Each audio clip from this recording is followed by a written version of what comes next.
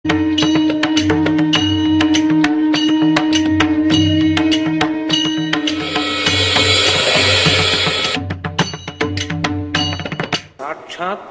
కైలాస శంకరుడే తాళడి శంకరుడిగా అవతరించారు. అందుకే ఒక్క శంకరాచార్య స్వామి వారి జీవితంలో మాత్రమే ఒక విచిత్రం. సన్యాసాశ్రమ స్వీకారమునకు పూర్వము తల్లిదండ్రులుంచిన పేరు ఏదుంటుందో అది సన్యాసాశ్రమ స్వీకారం చేసి గురువుగారి దగ్గర ప్రణవోపదేశం పొందిన తరువాత ఉండదు. దీక్షానామముగా వేరొక నామం ఉంటుంది. కానీ ఒక్క శంకర భగవత్పాదుల విషయంలో మాత్రం సన్యాసాశ్రమ స్వీకారమునకు పూర్వము తల్లిదండ్రులుంచిన పేరు శంకర. సన్యాసాశ్రమం ఇచ్చిన తరువాత వారి గురువుగారైనటువంటి గోవింద భగవత్పాదాచార్యుల వారు ఉంచినటువంటి పేరు కూడా శంకర. ఎందుకని వారికి దీక్షానామము మారలేదు అంటే ఒక్కటే కారణం. కైలాసమునందు ఉండేటటువంటి శంకరుడు ఎవరున్నాడో ఆయనే భూలోకంలో కలియుగంలో శంకర భగవత్పాదుల రూపంలో అవతరించారు. నమః కపర్దినీచ వ్యుక్తకేశాయచ అని. జటాజూటంతో ఉండేటటువంటి పరమేశ్వరుడు వ్యుక్తకేశుడై అంటే ముండిత శిరస్కుడై, శిరస్సు మీద ఏమీ వెంట్రుకలు లేకుండా గుండుతో కూడుకున్నటువంటి వాడై, బాగా అర్థమయ్యేటట్టు చెప్పాలి అంటే ఈ భూమి మీద నడయాడాడు. ఎందుచేత ఆయనకు అవసరం వచ్చింది అంటే చేతిలో ఒక ఆయుధాన్ని పట్టుకుని ధర్మ వ్యతిరేకమైనటువంటి వాళ్ళని చంపడానికి అవకాశమైనటువంటి స్థితి కాదు కలియుగ ప్రారంభం. ఎందుచేత అంటే మహాభారత యుద్ధం జరిగిన రోజులలో కృష్ణ పరమాత్మ ప్రతిజ్ఞ చేశారు. పరిత్రాణాయ సాధూనాం వినాశాయ చ దుష్కృతాం ధర్మ సంస్థాపనార్థాయ సంభవామి యుగే యుగే. నేను ధర్మాన్ని పాడు చేసేటటువంటి వాళ్ళని మట్టు పెట్టడానికి, ధర్మాన్ని మళ్ళీ సువ్యవస్థితం చెయ్యడానికి అవతార స్వీకారం చేస్తూ ఉంటాను. కానీ ధర్మ వ్యతిరేకులైన వారందరినీ చంపుకుంటూ వెళ్ళిపోతే కలియుగంలో అసలు మనుష్యుడు అన్నవాడు మిగలడం. కలి యొక్క ఉద్ధతి అటువంటిది. కాబట్టి ఇప్పుడు చేతిలో ఒక అస్త్రాన్ని పట్టుకుని లేకపోతే ఒక శస్త్రాన్ని పట్టుకుని ఎవరు ధర్మ వ్యతిరేకులుగా ఉన్నారో వాళ్ళందరినీ చంపేయడం తేలిక మార్గం కాదు, అది అనుసరణీయము కాదు. మనసులను ఆవహించి ఉన్నటువంటి కలిని తొలగగొట్టాలి, అందరినీ ధర్మ మార్గంలో నడిపించాలి.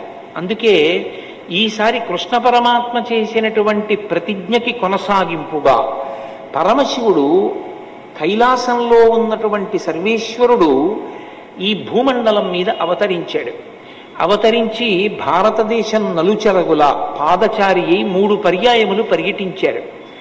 కేవలం 32 సంవత్సరములు మాత్రమే వారు శరీరంతో ఉన్నప్పటికీ అవైదికమైనటువంటి వాదనలన్నిటినీ ఖండించి మళ్ళీ వేదము యొక్క ప్రమాణాన్ని సువ్యవస్థితం చేశారు. అద్వైత మార్గము శంకరాచార్యుల వారు కొత్తగా కనిపెట్టినది కాదు. అద్వైత మార్గము వేదాంతర్గతమైనటువంటి పరమ సత్యం. వారి జీవితంలో వారు చేసినటువంటి ప్రబోధమంతా అదే. అద్వైతము వేదాంతర్గతమై ఉన్నది. వేదాంతర్గతమైనటువంటి అద్వైత సిద్ధాంతాన్ని ప్రచారం చేశారు. కేవలం ఏదో ఒక సిద్ధాంత ప్రచారం చేయడం వారి లక్ష్యం కాదు. అవైదికమైనటువంటి వాదనలన్నిటినీ ఖండించారు. మళ్ళీ వేదము యొక్క ప్రమాణమును నిలబెట్టారు. నిలబెట్టి షణ్మత స్థాపనాచార్యులై మనుష్యులు భక్తి మార్గంతో నడవడానికి కావలసినటువంటి వ్యవస్థనంతటినీ ఏర్పాటు చేశారు. ఎవరు ఏ స్థాయిలో ఉన్నా ఆ స్థాయిలో భగవంతుణ్ణి పట్టుకోవడానికి వీలైనటువంటి మార్గాన్ని చూపించారు. అందుకే యథార్థమునకు ఆదిశంకరాచార్యుల వారు లేకపోతే, ఆ అవతారం లేకపోతే సనాతన ధర్మమునకు మనుగడయే ప్రశ్నార్థకమై ఉండేది. అంతటి క్లిష్ట పరిస్థితులలో వచ్చినటువంటి అవతారం శంకరావతారం. మహానుభావుడు వైదిక మార్గాన్ని మళ్ళీ సువ్యవస్థితం చెయ్యడమే కాకుండా మళ్ళీ అవైదికమైనటువంటి వాదనలు ఈ దేశంలోకి ప్రవేశించి వేద ప్రామాణ్యమును పాడు చెయ్యకూడదని 4 దిక్కులా 4 పీఠములను పెట్టి కాపుదలగా ఉంచారు. తూర్పున జగన్నాథులో గోవర్ధన పీఠము, పడమర ద్వారకలో కాళికాపీఠము, ఉత్తరమున బదరికాశ్రమములో జ్యోతిపీఠము, దక్షిణమున శృంగగిరిలో శారదాపీఠము. 4 పీఠముల నుంచి 4 వేదముల యొక్క ఆమ్నాయమును ఏర్పాటు చేసి అక్కడ పీఠాధిపతుల యొక్క పరంపర కొనసాగేటట్టుగా, ఆ పరంపరలో వచ్చేటటువంటి పీఠాధిపతుల యొక్క ధర్మ ప్రచారము చేత వేదము ప్రమాణముగా ఉన్నటువంటి సనాతనమైనటువంటి ధర్మమునకు ఏ విధమైన వైక్లభ్యమూ కలగకుండా అది కొనసాగింపు పొందేటట్టుగా చక్కటి వ్యవస్థని ఏర్పాటు చేసినటువంటి మహాపురుషులు, జగద్గురువులు ఆదిశంకర భగవత్పాదులు. అటువంటి శంకరులు ప్రస్థానత్రయానికి భాష్యం ఇచ్చారు. ప్రస్థానత్రయము అంటే భగవద్గీత, బ్రహ్మసూత్రములు, ఉపనిషత్తులు, ఈ 3టికి భాష్య గ్రంథాలను ఇచ్చారు. అంత పెద్దవాటికి భాష్య గ్రంథాలు చదువుకోలేరేమో అన్నవారి కోసం తరువాతి స్థాయిలో అందుకోవడానికి వీలుగా భగవత్ సంబంధమైనటువంటి భక్తి జ్ఞానములను ఏర్పాటు చేసుకుని వైరాగ్యమును పొందడానికి వీలుగా శివానందలహరి, సౌందర్యలహరి వంటి గ్రంథములను రచించి లోకానికి అందించారు. శంకరాచార్యుల వారు ఈ దేశానికి చేసినటువంటి మహోపకారం ఏమిటంటే, అందరు దేవతల మీద వారు వివిధ వృత్తములలో స్తోత్రములను రచన చేశారు. కొన్ని భుజంగ స్తోత్రములు, వారు స్పృశించని దేవతాస్వరూపం లేదు. సుబ్రహ్మణ్యేశ్వర స్వామి వారు, గణపతి, పార్వతీ పరమేశ్వరులు, శ్రీకృష్ణ పరమాత్మ, లక్ష్మీదేవి, శ్రీ మహావిష్ణువు, మీనాక్షి, పంచరత్నాలు, వారు స్పృశించినటువంటి దైవం లేదు. అందరు దైవాల మీద వారు స్తోత్రాలు ఇచ్చారు. స్తోత్రాలు ఇవ్వడం ఒక ఎత్తైతే, ఏ స్తోత్రంలోనూ కూడా వారు నేను చేస్తున్నాను ఈ స్తోత్రాన్ని అన్న భావన వచ్చేటట్టుగా వారు చెయ్యలేదు శ్లోకాలను. మీరు సంగీతంలో త్యాగరాజస్వామి వారి యొక్క కృతులను చూస్తే, త్యాగరాజస్వామి కీర్తనలలో త్యాగరాజనుత అని ఉంటుంది, ముద్ర అంటారు దాన్ని. త్యాగరాజనుత అంటే అదో ముద్ర. అంటే ఇది త్యాగరాజస్వామి వారి కీర్తన. మీరు త్యాగరాజనుత అని కీర్తన చేస్తే త్యాగరాజు చేత పొగడబడినవాడా అని అర్థం వస్తుంది. శంకరాచార్యుల వారు జగద్గురువుగా ఈ దేశానికి చేసిన మహోపకారం ఏమిటంటే, ఎక్కడెక్కడ లోకానికి ప్రయోజనం కలగాలని వారు స్తోత్రాన్ని అందించారో అక్కడక్కడ వారు 2 మాటలను ప్రయోగించారు. నహ, మాం. సంస్కృతంలో ఈ 2 మాటలకి ఒక ప్రత్యేకమైనటువంటి స్థాయి. మాం అంటే నన్ను, నహ మమ్ములను. ఎందుకు ఆ మాటలు వేశారంటే, అది శంకరాచార్య కృతమై శంకరాచార్యుల వారు ఆ స్తోత్రం వలన లబ్ధి పొందడం ఆయన యొక్క ఉద్దేశ్యం కాదు.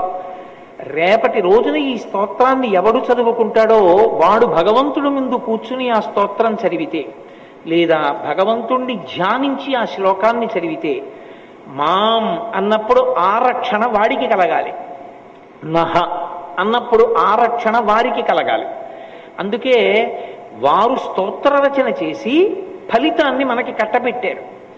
ఇది ఒక తండ్రి కొడుకు కొరకు ఎలా ఏర్పాటు చేస్తాడో అలా మన కొరకు కాలంలో ఎన్ని సంవత్సరములు దాటిపోనివ్వండి, ఎన్ని దశాబ్దములు శతాబ్దములు గడిచిపోనివ్వండి, మళ్ళీ మనం సక్రమంగా దేవతలని ఆరాధన చెయ్యడంలో స్తోత్రాన్ని చెప్పగలమో చెప్పలేమోనని మన కొరకు శంకర భగవత్పాదులు అత్యద్భుతమైనటువంటి స్తోత్రములను అందించారు.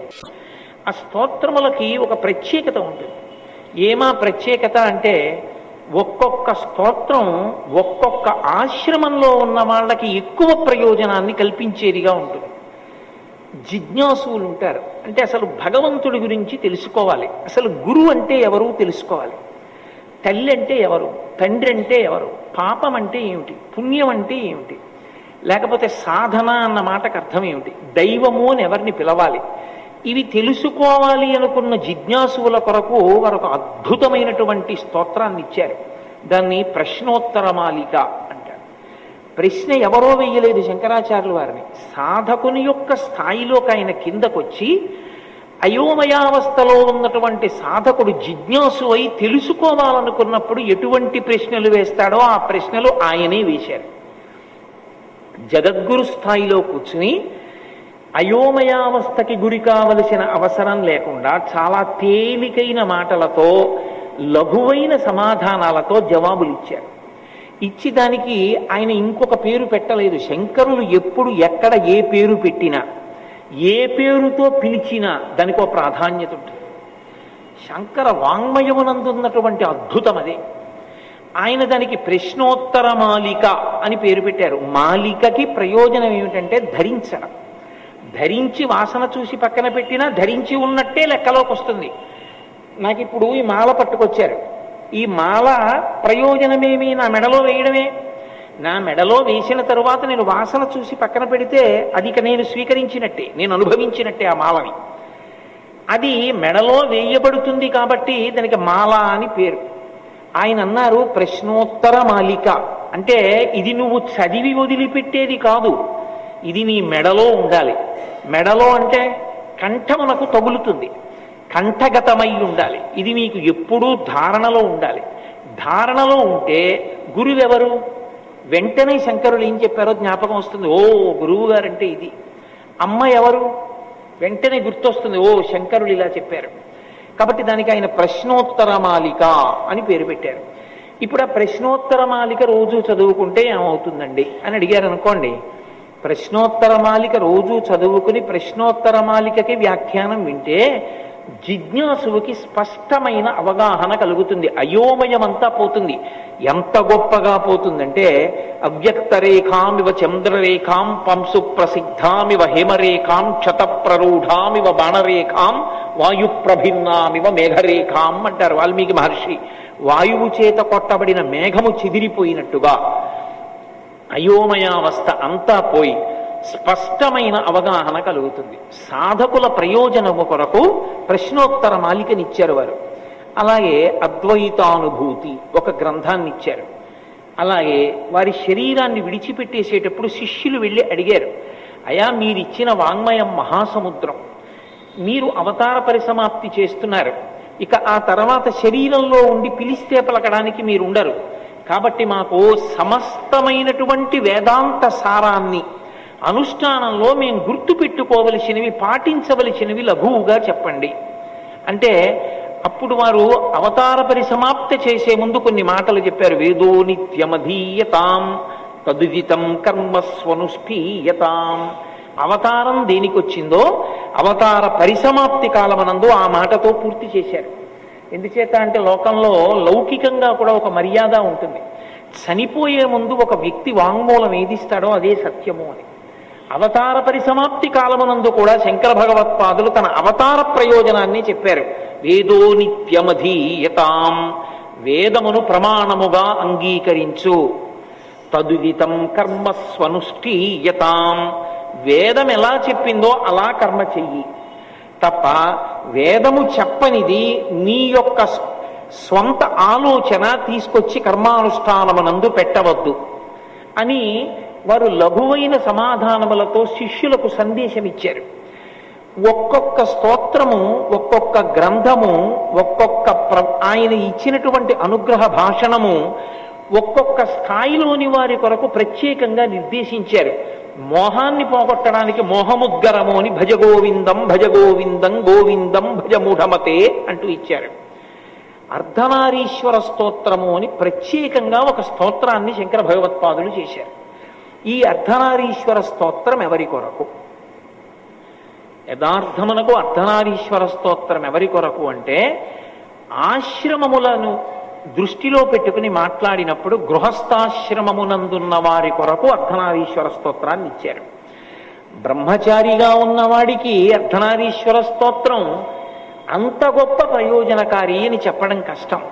అలాగే వానప్రస్థుకి, సన్యాసికి ఆ వైభవాన్ని కీర్తించడానికి, మనసులో పెట్టుకోవడానికి పనికొస్తుందేమో కానీ ఒక ప్రయోజనాన్ని వనకూర్చడంలో కేవలం ఒక గృహస్థాశ్రమంలో ఉన్న వాళ్ళకి మాత్రం కరదీపికగా గొప్ప ప్రయోజనాన్ని చేకూర్చగలిగినటువంటి ఒక మణిగా శంకర భగవత్పాదులు బహూకరించినటువంటి అపూర్వమైనటువంటి స్తోత్రం అర్ధనారీశ్వర స్తోత్రం. ఈ అర్ధనారీశ్వర స్తోత్రం యొక్క ప్రయోజనం ఏమి అంటే ఈ అర్ధనారీశ్వరుణ్ణి అసలు ఎప్పుడు ఉపాసన చెయ్యాలి ఈ స్వరూపాన్ని అని అంటే దీన్ని ప్రధానంగా మనకు ఉపాసనలో ఎక్కడ కనపడుతుందంటే అట్ల తద్ది అని చేస్తూ ఉంటారు ఆడపిల్లలు. అట్ల తద్ది చేసినప్పుడు ఈ అర్ధనారీశ్వర స్వరూపాన్ని ఉపాసన చేసి పూజ చెయ్యాలి అని నియమం. అలాగే వివాహ పూర్వము అట్ల తద్ది చేస్తారు. కన్యకామణులు. దాని ప్రయోజనం ఏమిటి? మంచి భర్త రావడం. మంచి భర్త అన్న మాటకి ఏమిటి అర్థం? మంచి భర్త అంటే ఐశ్వర్యం ఉన్నవాడా, చదువుకున్నవాడా, అందంగా ఉన్నవాడా, భార్య చెప్పిన మాటని ఒప్పుకునేవాడా, లేకపోతే తాను భార్యకి దిశానిర్దేశము చెయ్యగలిగినటువంటి వాడా, తన చిటికిన వేలు పట్టుకున్నందుకు ఉద్ధరించగలిగిన వాడా? ఎవరు మంచి భర్త రావడం అంటే? మంచి భర్త వచ్చుట అన్న మాటకి యథార్థమైన అర్థమేమి అంటే, అన్యోన్యతతో జీవనము సాగి దాంపత్యమునకు ప్రయోజనములు ఏవి అని శాస్త్రము నిర్దేశించినదో ఆ ప్రయోజనములను సిద్ధింపచేయగలిగిన సమర్థుడైన పురుషుడు భర్తగా లభించుట. వివాహమైపోయిన తర్వాత కూడా అట్ల తద్దికి ప్రయోజనం ఏమిటి? భర్తతో అన్యోన్యతయే, అన్యోన్యమైన దాంపత్యము కొరకే ఈ వ్రతాన్ని చేస్తారు. చేసి అప్పుడు కూడా అర్ధనారీశ్వర స్వరూపాన్ని స్తోత్రం చేస్తారు. అసలు యథార్థంగా మాట్లాడాలంటే శ్రీకాళహస్తి వంటి పరమపావనమైన క్షేత్రంలో, శ్రీశైల క్షేత్రంలో యథార్థమునకు ఉన్నటువంటి స్వరూపము అర్ధనారీశ్వర స్వరూపమే. అందుకే నడిచే దేవుడిని పేర్గాంచినటువంటి మహాపురుషులు, కంచికామకోటి పీఠాధిపత్యం వహించినటువంటి మహాస్వామి చంద్రశేఖరేంద్ర సరస్వతి మహాస్వామి వారు శ్రీకాళహస్తి క్షేత్ర దర్శనానికి వెళ్ళారు. ఒకప్పుడు వెళ్ళి వారు ఒక మాట చెప్పారు. వారు ఒక్కసారి క్షేత్రం వంక చూస్తే ఆ క్షేత్ర వైభవాన్ని చెప్పగలిగేవారు. ఆయన అన్నారు, ఈ క్షేత్రము అప్రదక్షిణంతో కూడుకున్న క్షేత్రం. అందుకే రాజగోపురంలోంచి మీరు లోపలికి వెళ్ళినప్పుడు ప్రదక్షిణంగా వెళ్ళరు. కుడి భుజం వైపుకి ఉండదు దేవాలయం, ఎడం భుజం వైపుకి దేవాలయం ఉండేటట్టుగా పాతాళ గణపతి దగ్గర నుంచి వెడతారు. అప్రదక్షిణంగా లోపలికి వెడుతున్నాము అంటే రాహుకేతు పూజలు ఫలించేటటువంటి క్షేత్రము ఈ క్షేత్రమే. అందుకే దాని వ్యవస్థయే అప్రదక్షిణంగా వెళ్ళేటట్టు ఉంది. ఇక్కడ స్థలవృక్షం మహాబిల్వం. ఈ శ్రీకాళహస్తి క్షేత్రంలో అర్ధనారీశ్వర స్వరూపము అధిష్టానమై ఉన్నది. ఎక్కడో ఉంది ఆ స్వరూపం అన్నారు. తర్వాత ఆ స్వరూపం సువర్ణముఖరీ నది యందు ప్రకాశించింది. అక్కడ తవ్వుతున్నప్పుడు ఇప్పటికీ అక్కడ దేవాలయం ఉంది. కాబట్టి శ్రీకాళహస్తి క్షేత్రమునందు అర్ధనారీశ్వర స్వరూపం, శ్రీశైల క్షేత్రమునందు కూడా జ్యోతిర్లింగం ఒకచోట, భ్రమరాంబాదేవి ఒకచోట ఉన్నప్పటికీ అది అర్ధనారీశ్వర స్వరూపంతోనే ఉంటుంది. అందుకే ఇప్పటికీ శ్రీశైల క్షేత్రంలో సుప్రభాత పఠనం చేసి ప్రపత్తి చేసేటప్పుడు భ్రమరాంబా సహిత మల్లికార్జునుణ్ణి అర్ధనారీశ్వర స్వరూపంగానే స్తవం చేస్తారు. సోమోత్తంశ అపురి రామార్థభాగ శ్రీశైలాగ్రే కలతి వసతిర్విశ్వరక్షాధురీణ ఏణం పాణౌ సరసి తరుణోల్లాసమేణాంకఖండం పార్శ్వే వామే వపుషి తరుణీ ద్రక్షు కారుణ్యలీలాం భూతిం పాలే స్మితమభిముఖే గాంగమం భక్తపద్దే బిభ్రత్రేమ్నా భువనమఖిలం శ్రీగిరీశస్సపాయాత్. శ్రీగిరీశస్సపాయాత్. ఓ శ్రీగిరి, ఈ శ్రీశైల క్షేత్రమునందుండేటటువంటి మల్లికార్జునుడా, నీ స్వరూపం ఏమిటో తెలుసా? ఏణం పాణౌ, జింక పిల్లని చేత్తో పట్టుకుంటాడు. ఏణం పాణౌ సరసి తరుణోల్లాసమేణాంక ఖండం పార్శ్వే వామే వపుషి తరుణీ. వపుషి అంటే శరీరం. శరీరము యొక్క వామార్ధ భాగమునందు పార్వతీదేవిని, ఎడమ భాగమునందు ఉంచుకున్నటువంటి ఓ పరమేశ్వరుడా నీకు నమస్కారము. సోమోత్తంశ పరిషదామీష జీవాతురీశ పాశచ్చేత్తాపదయుగజుషాం పుల్ల మల్లీ నికాస ధ్యేయో దేవ ప్రకటిత వధూరూపవామాత్మభాగ శ్రీశైలాగ్రే కలతి వసతిర్ విశ్వరక్షాధురీణ అని ఇంకో శ్లోకం. ఓ విశ్వరక్షాధురీణుడైనటువంటి మల్లికార్జునుడా, నీ వామభాగమునందు అర్ధనారీశ్వరుడవై పార్వతీదేవి శోభిస్తోంది. ఈ రెండు క్షేత్రములు అర్ధనారీశ్వర స్వరూపమునకు సంబంధించిన క్షేత్రములే. అటువంటి అర్ధనారీశ్వర స్తవాన్ని శంకర భగవత్పాదులు ప్రత్యేకంగా గృహస్థాశ్రమంలో ఉన్న వాళ్ళ కొరకే ఇచ్చారు. ఈ గృహస్థాశ్రమంలో ఉన్న వాళ్ళ కొరకు సన్యాసాశ్రమంలో ఉన్న శంకరాచార్యుల వారికి ఇవ్వవలసినంత అగత్యమేమి? వారు జగద్గురువులు. జగద్గురువులు కనుక వర్ణాశ్రమములు